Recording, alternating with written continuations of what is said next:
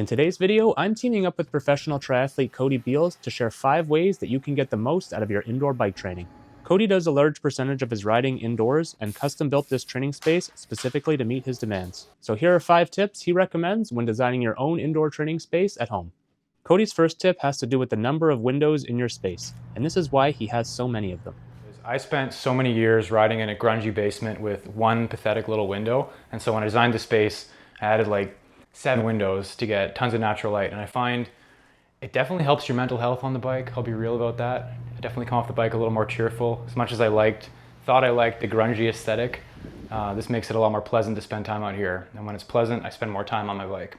Tip number 2 has to do with ergonomics and why having a properly adjusted environment is so important.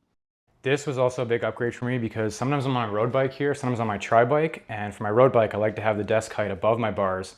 For the tri bike I like to have my aero bars over top of the desk with the desk much lower. So having this adjustability makes it a lot more ergonomic. I'm not reaching for my bottles and the mouse and the keyboard and everything, and makes it a lot more enjoyable for me. For tip number 3, I asked Cody what his favorite form of entertainment was while riding. I'm big on music. That's 90% of my entertainment when I'm riding.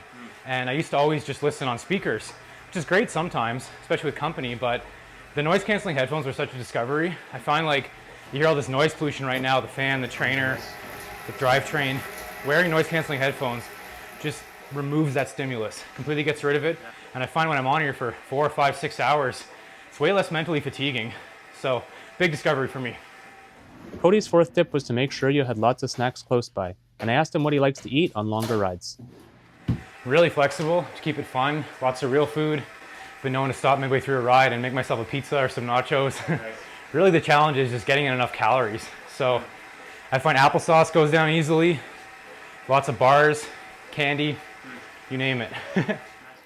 Cody's 5th and final tip had to do with your bike trainer itself, and why an upgrade could help improve comfort and performance. Yeah, so I started riding indoors 15 plus years ago on a basic fluid trainer, burning through tires like crazy, and then eventually upgraded to a smart trainer, and then finally like a fully loaded wheel off trainer like this. And each step up, noticeable improvement in road feel, makes it feel, a lot more realistic. And it's also been a lot quieter too. Not as much wear and tear on my tires with the rear wheel off. And this one's pretty cool because it actually simulates a little bit of back and forth motion, which is great for me because I do so much riding inside. I find when I get out on the road, I'm kind of like squirrely sometimes.